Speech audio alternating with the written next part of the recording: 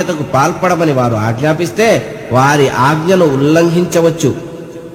ఇదే విధంగా బంధువుల హక్కులు, నిరుపేదల హక్కులు, పొరుగువారి హక్కులు, మానవ హక్కులు, భూతదయ మొదలగునవి నిర్ణయించి వాటిని విశ్వాసుల బాధ్యతగా విధించి ఈ అనంత విశ్వాన్ని ఒకే కుటుంబంగా మార్చేసింది ఇస్లాం.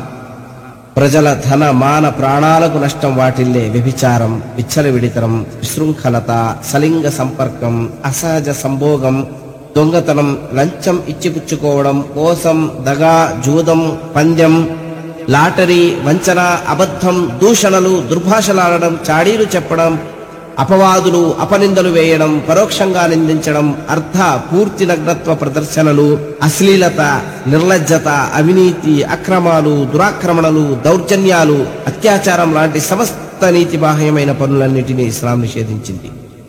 వాటి స్థానే తోటి మానవులతో నీతి నిజాయితీగా, న్యాయవంతంగా, సద్వర్తనతో మెలగాలి.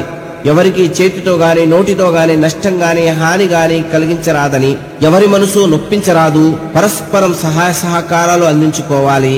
వ్యాధిగ్రస్తులను పరామర్శించాలి. మృతుల అంతఃక్రియలో పాల్గొవాలి. మృతుల బంధువులను ఓదార్చాలి. నష్టాలు ఉన్నవారి పట్ల సానుభూతి ప్రకటించాలి. నిరుపేదలు, అగత్యపరులు, వికలాంగులకు సహాయపడాలి. వితంతువులు, అనాథలను ఆదుకోవాలి. నిరుద్యోగులకు పని కల్పించాలి. అవసరార్థుల అవసరాలు తీర్చాలి లేదా తీరే మార్గం చూపాలి అంటూ ఆదేశాలను, శాసనాలను జారీ చేయడం ద్వారా యావత్ మానవాళిని చెడు నడత, దౌర్జన్యం, సంకుచిత మనస్తత్వం నుండి కాపాడి సద్గుణ సౌజన్యాలు, సదాచార సౌశీల్యాలు మూర్తిభవించిన ఓ ఉత్తమ ఆదర్శవంతమైన సమాజంగా తీర్చిదిద్దడానికి ఇస్లాం ఆవిర్భవించింది. అందుకే ఈ ధర్మం సార్వజనీనమైనది మరియు సార్వకాలికమైనది. దీని శాసనాలు ఒక ప్రత్యేక జాతికో, ఓ ప్రత్యేక కాలానికో చెందిన ఆచారాలు, సాంప్రదాయాల ఆధారంగా లేవు. మానవుడు ఏ ప్రకృతి సూత్రాల ఆధారంగా సృజించబడ్డాడో వాటి ఆధారంగానే ఈ శాసనాలు చేయబడ్డాయి. ఈ ప్రకృతి ఉన్నంత వరకు మానవాళి ఎంతటికీ ఇదే ధర్మం వర్తిస్తుంది. కనుకనే సర్వలోక సృష్టికర్త దృష్టిలో ఈ ధర్మమే అసలు ధర్మమైంది. అందుకే విశ్వప్రభువు తన అంతిమ గ్రంథమైన దివ్య ఖురాన్ 3వ అధ్యాయము 83, 84, 85 వచనాల్లో أفغير دين الله يبغون وله أسلم من في السماوات والأرض طوعا وكرها وإليه يرجعون قل آمنا بالله وما أنزل علينا وما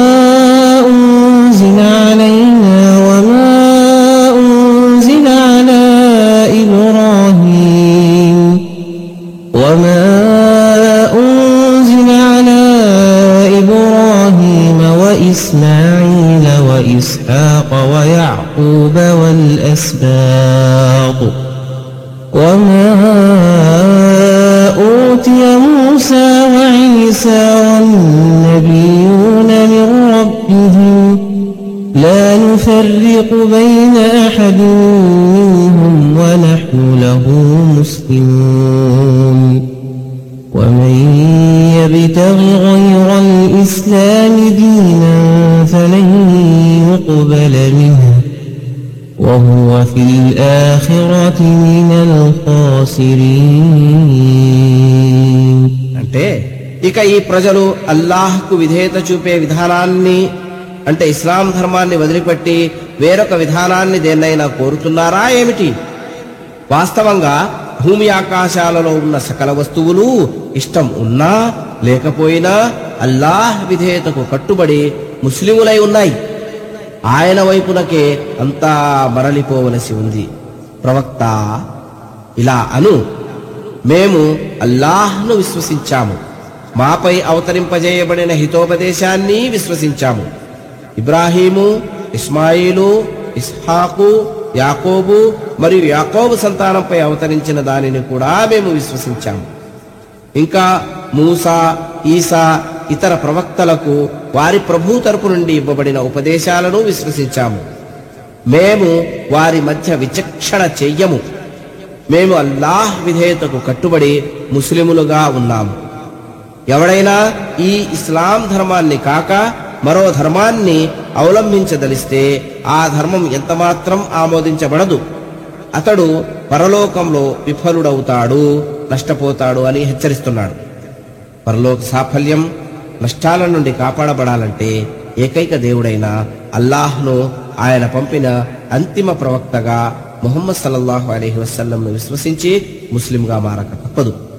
ఒకవేళ ఎవరైనా ముస్లిమేతరుగానే ఉండి ఆ ఏకైక అద్వితీయ దేవుణ్ణి ఆరాధిస్తూ ఆయన విధేయతను పాటిస్తానని అనుకుంటే అది సాధ్యపడదు.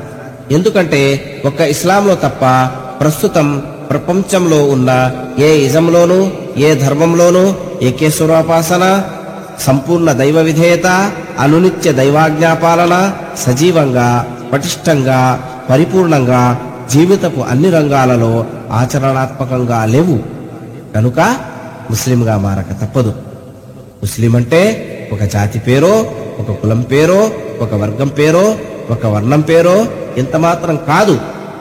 ముస్లిం అనే అరబీ పదానికి తెలుగులో దైవ విధేయుడని భావం. వాడుక భాషలో చెప్పాలంటే భక్తుడని అర్థం. భక్తుడని ఎవరిని అంటారు?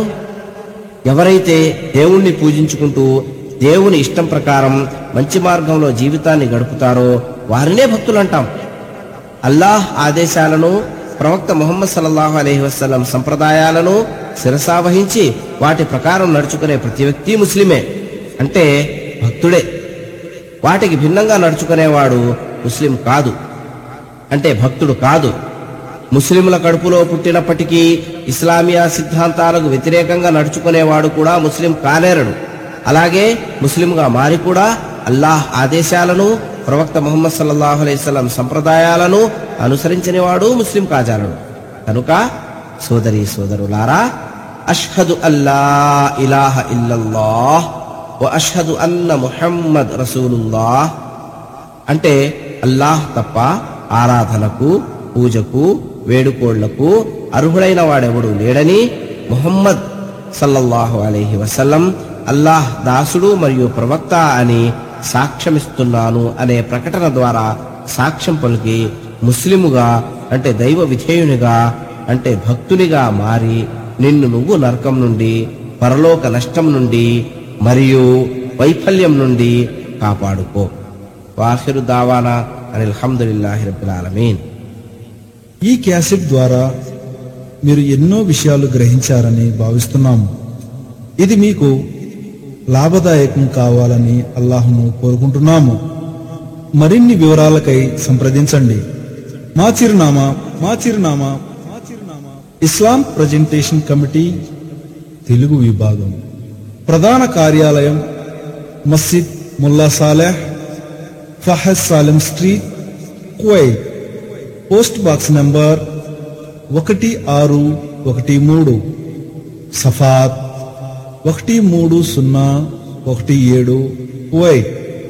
టెలిఫోన్ నంబర్ 2447526, ఎక్స్టెన్షన్ నంబర్ 105 మరియు 106. మా బ్రాంచీలు 1 Fahaheel, Shara Makkah, National Bank of Kuwait మేడపైన 1వ అంతస్తు, రూమ్ నంబర్ 10. టెలిఫోన్ నంబర్ 39212526 మరియు 39212527. 2 జహ్రా బ్రాంచ్, ముజమ్మవారా, బ్లాక్ నంబర్ 3, వెనక భాగం, పచ్చ బిల్డింగు, 1వ అంతస్తు. టెలిఫోన్ నంబర్ 455830 మరియు 455840.